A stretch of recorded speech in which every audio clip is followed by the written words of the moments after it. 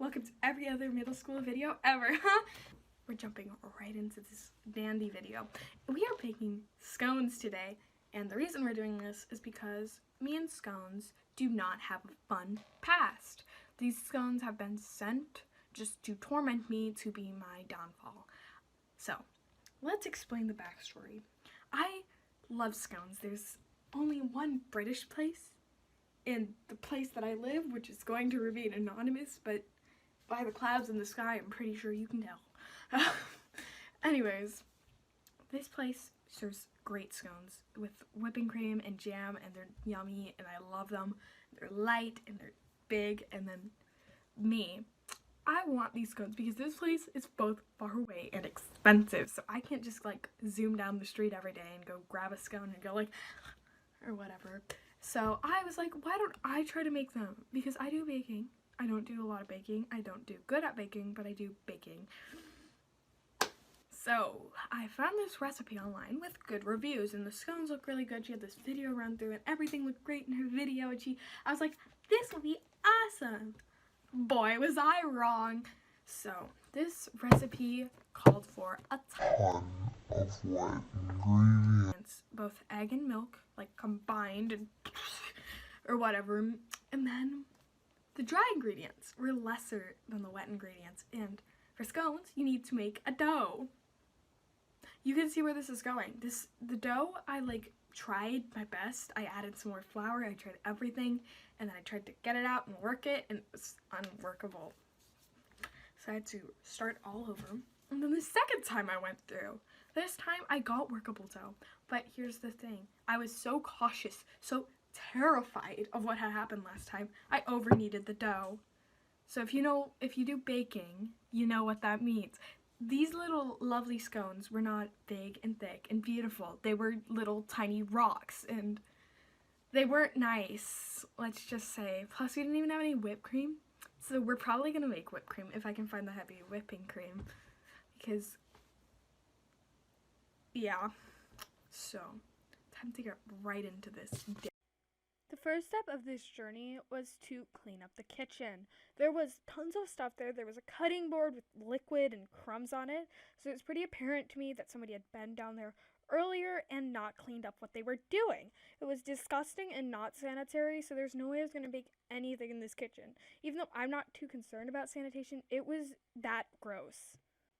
Next part of this journey was to check in with the recipe, make sure we had everything. So for the most part we did, but we didn't have unsalted butter, so I was like, you know what? Salted butter, that's cool. And also we didn't have whole milk, so I just threw in some normal milk because, as I began to gather my armada of ingredients, I also decided to complain about Fortnite gamers, also known as my brother, and vanilla extract. Me and vanilla extract do not have a friendly past. It puts everything off color, and it's nasty, and it doesn't even taste that good. If you like vanilla, leave. And the butter. Oh my goodness, the butter is an issue. We can't be friends. I'm sorry, butter, but we won't be friends. If you want to be freezing and difficult to cut and make me guess about ounces, I'm sorry. We're not cool. We aren't friends. As I began my presentation of baking powder, as it looked antique, and I like that, so of course I was presenting it proudly. I soon realized another issue with this lovely little piece of butter, though, because it has to be room temperature, and that takes 2 or 3 hours. I'm sorry, I don't have that kind of time. So as I measured out more ingredients and found the measuring tools I'd need, I began to think of solutions to this problem, none of which came to mind very quickly, and I continued to peacefully measure out my ingredients, not thinking about the butter. Next up, I had a moment of weakness. As I was so stressed about this room temperature butter, I forgot about ratios. And in what you're about to see, I called whisks spatulas. As you can tell, I was being driven to madness by this. I even proclaimed that I would be up all night editing because I forgot how to edit. And as you can see by the following message, I might have been, but that is not the point. I then proceeded to fetch my actual armada of actual spatulas. Party time! As you can tell, I was measuring my ingredients at this point, and as I knifed off the top of my flour. It spilt everywhere. This is not fun for me because flour paste is a nasty substance that my dad hates. And I don't feel like this today. I don't need this. So please, flour, leave me alone. I then explained my upload schedule in keeping with my chaotic, unorganized scheme. Yes, I will be uploading on Saturdays and Tuesdays, so stay tuned. I promise videos will be better than this burning trash of one. So came the genius idea to microwave the butter. Clearly, as by my stunned face, you can tell that this did not work out very well. Yes, indeedy do, I did end up melting the butter and having to create a Frankenstein of different butter bars. I then preheated the oven with a display of power never seen before. Thanos could not compete. Thus began the process of violently blending the dry ingredients together. I honestly feel bad for these poor ingredients. Next thing to mix or mush in was the butter.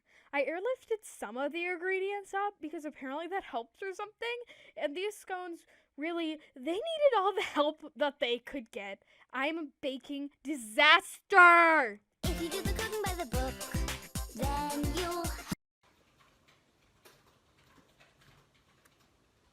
Makeup tutorial. I'm just kidding, please don't.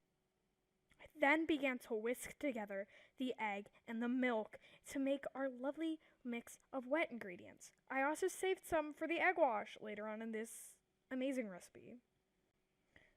The next step of this journey was to attack my mixture with a spatula. This made it into a lovely rough dough that was ready to be transferred to our lightly floured surface, also known as a violently floured baking tray thing.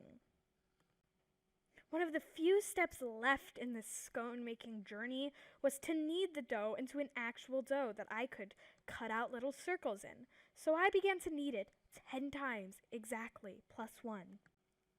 I almost forgot to mention the rolling process. We don't own a rolling pin, so I got out a thermos, like every normal person would, and began to violently roll the dough. The last step before the actual baking and eating of these lovely little confections was to cut out these circles. We were supposed to use cookie cutters, but I don't own cookie cutters. So I took the baking powder cap, put it in the dough, used a sharp knife around, pulled it up, and it didn't really work. I then shoved these little boys into the oven. I was pleasantly surprised by the results. They were pretty light, pretty fluffy, and they didn't seem bad at all. And then was the last, and in my mind, best part of this entire experience, the eating. They were pretty good, especially when drowned in an overwhelming amount of whipped cream. So I'm not unsatisfied with this at all. Thanks for watching. Please subscribe. I'm broke on subscribers and lonely.